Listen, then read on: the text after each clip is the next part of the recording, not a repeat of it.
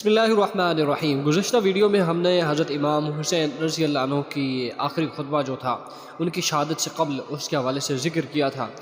ان کے خطبے کے فوراً بعد ظہیر بن قین نے مختصراً گفتگو کی۔ ابھی ان کو گفتگو جاری تھی کہ شمر نے پہلا تیر چلایا، اس کے بعد حر بن یزید جو کہ مخالف سمت سے آئے تھے لیکن حضرت امام حسین سے متاثر ہو کر وہ فوراً سے دوڑے ہوئے حضرت حسین کے قافلے میں شامل ہو گئے تھے۔ انہوں نے جو ہے اس کے بعد حضرت امام حسین کے لشکر کے سامنے آ کر کھڑے ہو گئے اور پھر انہوں نے مختصراً گفتگو کی، اور جس میں انہوں نے کہا کہ اہل کوفہ تم ہلاک و برباد ہو جاؤ، کیا تم نے ان کو اس لیے بلایا تھا کہ وہ آ جائیں تو تم ان کو قتل کرو؟ تم نے کہا تھا کہ ہم اپنی جان و مال آپ پر قربان کریں گے، اب تم ہی ان کے قتل کے در پہ ہو۔ ان کو ان کی بھی اجازت نہیں دیتے۔ خدا کی طویل و عریض زمین میں کہیں چلے جائیں جہاں ان کو اور اہل بیت کو امن ملے، ان کو تم نے قیدیوں کی مثل بنایا اور دریائے فرات کا جاری پانی ان پر بند کر دیا، جس کو یہودی و نصرانی مجوسی سب پیتے ہیں اور جس میں اس علاقے کے خنزیر لوٹتے ہیں۔ حسین اور رضی اللہ عنہ اور ان کے اہل بیت پیاس سے بے ہوش ہو رہے ہیں۔ تم نے محمد صلی اللہ علیہ وسلم کے بعد ان کی اولاد کے بارے میں نہایت شرمناک سلوک کیا۔ اللہ تعالیٰ قیامت کے روز تم کو پیاسا رکھے اگر توبہ نہ کرو اور اپنی حرکت سے باز نہ ہو۔ اب حضرت حر رضی اللہ عنہ پر بھی تیر پھینکے گئے، وہ واپس آگے حضرت حسین رضی اللہ عنہ کے آگے کھڑے ہو گئے اور اس کے بعد تیر اندازی کا سلسلہ شروع ہو گیا۔ پھر گمسان کی جنگ شروع ہوئی، فریق مخالف کے بھی کافی آدمی مارے گئے۔ حضرت حسین رضی اللہ عنہ کے رفقا بھی بعض شہید ہو گئے۔ حر رضی اللہ عنہ نے حضرت حسین رضی اللہ عنہ کے ساتھ ہو کر شدید قتال کیا، بہت سے دشمنوں کو قتل کیا۔ مسلم بن اوسجا زخمی ہو کر گر گئے۔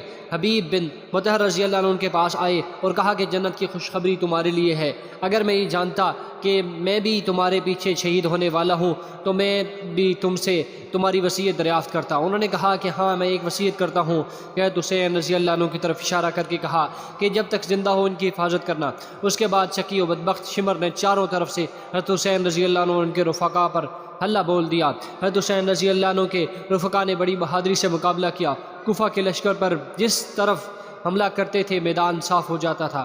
جب عروہ بن قیس نے یہ حالت دیکھی تو عمر بن سعید سے مزید کمک طلب کی اور شیس بن ربی سے کہا کہ تم کیوں آگے نہیں بڑھتے؟ اس وقت شیس سے نہ رہا گیا اور کہا کہ تم سب گمراہ ہو۔ ابن علی جو اس وقت روئے زمین پر سب سے بہتر ہیں، ان سے قتال کرتے ہو اور سمیہ زانیہ کے لڑکے ابن زیاد کا ساتھ دیتے ہو۔ عمر بن سعد نے جو کمک اور تازہ دم 500 سپاہی بیچے، یہ آ کر مقابلہ پر ڈٹ گئے۔ اصحاب حسین نے اس کا بھی نہایت بہادری سے مقابلہ کیا اور گھوڑے چھوڑ کر میدان میں پیادہ آ گئے۔ اس وقت بھی حر بن یزید نے سخت قتال کیا، دشمن نے خیموں میں آگ لگانا شروع کی۔ گمسان جنگ میں نماز ظہر کا وقت ہو گیا۔ حضرت حسین رضی اللہ عنہ نے اکثر رفقا شہید ہو چکے تھے اور دشمن کے دستے حضرت حسین کے قریب پہنچ چکے تھے۔ ابو شمامہ صاحب دین نے عرض کیا کہ میری جان آپ پر قربان ہو، میں چاہتا ہوں کہ آپ کے سامنے قتل کیا جاؤں، لیکن یہ دل چاہتا ہے کہ ظہر کا وقت ہو چکا ہے، یہ نماز ادا کر کے پروردگار کے سامنے جاؤں۔ حضرت حسین نے بآواز بلند فرمایا کہ جنگ ملتوی کرو یہاں تک کہ ہم نماز پڑھ لیں۔ ایسی گمسان جنگ میں کون سنتا تھا؟ طرفین سے قتل و قتال جاری تھا۔ ابو شمامہ رضی اللہ عنہ اسی حالت میں شہید ہو گئے۔ اس کے بعد حضرت حسین رضی اللہ عنہ نے اپنے چند اصحاب کے ساتھ نماز ظہر صلاۃ الخوف کے مطابق ادا فرمائی۔ نماز کے بعد پھر قتال شروع کیا۔ اب یہ لوگ حضرت حسین رضی اللہ عنہ تک پہنچ چکے تھے۔ حنفی حضرت حسین کے سامنے آ کر کھڑے ہو گئے اور سب تیر اپنے بدن پر کھاتے رہے یہاں تک کہ زخم سے چور ہو کر گر گئے۔ اس وقت ظہیر بن القین نے حضرت حسین کی مدافعت میں سخت قتال کیا یہاں تک کہ وہ بھی شہید ہو گئے۔ اس وقت حضرت حسین رضی اللہ عنہ کے پاس بجز چند رفیقوں کے کوئی نہ رہا تھا۔ یہ رفقا بھی دیکھ رہے تھے کہ ہم نہ حضرت حسین کو بچا سکتے ہیں اور نہ خود بچ سکتے ہیں، تو اب ان میں سے ہر شخص کی یہ خواہش تھی کہ میں حضرت حسین کے سامنے پہلے شہید ہو جاؤں، اس لیے ہر شخص نہایت شدت و شجاعت سے مقابلہ کر رہا تھا۔ اسی میں حضرت حسین کے بڑے صاحبزادے علی اکبر یہ شعر پڑھتے ہوئے آگے بڑھے، یعنی ہے حسین ابن علی کا بیٹا، قسم ہے رب البیت کی کہ ہم رسول اللہ صلی اللہ علیہ وسلم سے قریب تر ہیں۔ کم بخت مراد بن منقذ نے ان کو تیر مار کر گرا دیا، پھر کچھ اور شکی آگے بڑھے اور لاش کے ٹکڑے کر دیے۔ حضرت حسین رضی اللہ عنہ سامنے آئے اور کہا خدا تعالیٰ اس قوم کو برباد کرے جس نے تجھ کو قتل کیا، اور یہ لوگ اللہ تعالیٰ کے معاملہ میں کیسے بیوقوف ہیں کہ تیرے بعد اب زندگی پر خاک ہے۔ ان کی لاش اٹھا کر خیمہ کے پاس لائی گئی۔ عمر بن سعید نے قاسم بن حسن رضی اللہ عنہ کے سر پر تلوار ماری، وہ گرے اور ان کے سامنے منہ سے نکلا یا ماں۔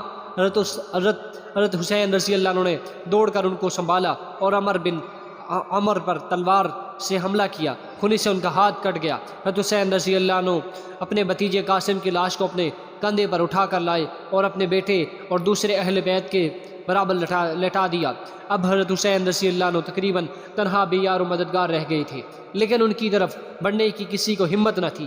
اسی طرح بہت دیر تک یہی کیفیت رہی، جو شخص آپ کی طرف بڑھتا اسی طرف لوٹ جاتا، اور حضرت حسین رضی اللہ عنہ کے قتل اور اس کے گناہ کو اپنے ساتھ لینا نہ چاہتا تھا، یہاں تک کہ قبیلہ کندہ کے ایک شقی القلب مالک بن نصیر آگے بڑھا اور حضرت حسین رضی اللہ عنہ کے سر پر تلوار سے حملہ کیا۔ آپ شدید زخمی ہو گئے اور اپنے چھوٹے صاحبزادے عبداللہ کو بلایا، اپنی گود میں بٹھا لیا۔ بنی اسد کے ایک بد نصیب نے ان کو بھی تیر مار کر ہلاک کر دیا۔ حضرت حسین رضی اللہ عنہ نے اس معصوم بچے کا خون لے کر زمین پر بکھیر دیا اور دعا کی کہ یا اللہ تو ہی ان ظالموں سے ہمارا انتقام لے۔ اس وقت حضرت حسین رضی اللہ عنہ کی پیاس حد کو پہنچ چکی تھی۔ آپ نے پانی پینے کے لیے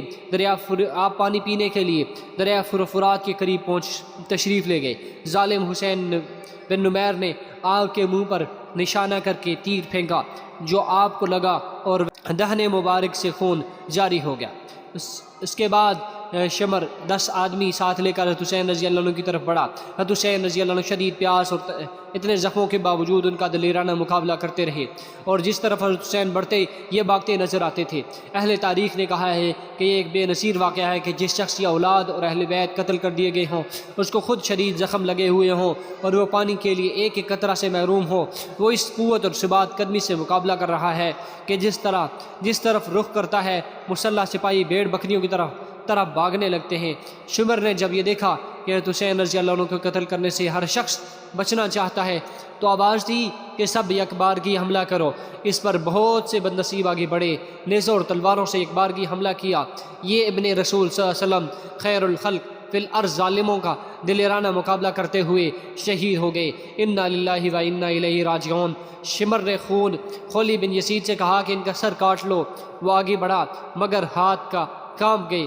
پھر شکی بدبخت سنان بن انس نے یہ کام انجام دیا۔ آپ کی لاش کو دیکھا تو 33 زخم نیزوں کے، 34 زخم تلواروں کے آپ کے بدن پر تھے، تیروں کے زخم ان کے علاوہ۔